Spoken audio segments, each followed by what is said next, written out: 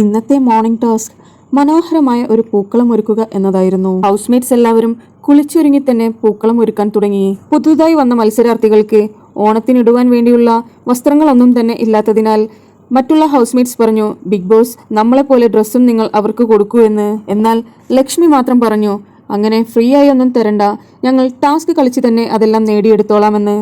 ശൈത്യയും അനീഷും നെവിനും ചേർന്ന് പൂക്കളത്തിനുള്ള ബോർഡർ എല്ലാം വരച്ചു. മറ്റുള്ളവരെല്ലാം പൂക്കൾ പിച്ചിയും പൂക്കൾ ഇടുവാനും തുടങ്ങി.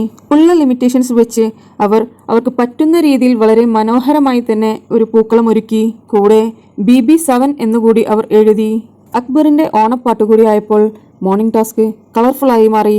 എന്നാൽ ഇതിനിടയിൽ അനീഷും മസ്താനിയും ചെറുതായി ഒന്ന് കോർത്തു. മസ്താനി അനുമോളോട് പുറത്തു നിന്നുള്ള കാര്യങ്ങളെല്ലാം സംസാരിച്ചു കൊണ്ടിരിക്കുകയായിരുന്നു.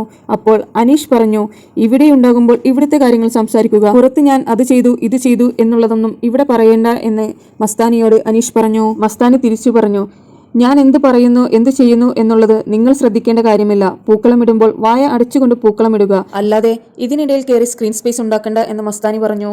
അവിടെ നിന്ന് പൂക്കളമിടുകയാണെങ്കിലും ചെവിയെല്ലാം ഇവിടെയാണെന്ന് പറഞ്ഞുകൊണ്ട് മസ്താനി കളിയാക്കി. ഇത് കേട്ടതും അനീഷ് പിന്നെ വാ തുറന്നില്ല. എന്തുതന്നെയായാലും BB ഹൗസ് ഓണത്തിനെ വരവേൽക്കാനായി റെഡിയായിരിക്കുകയാണ്.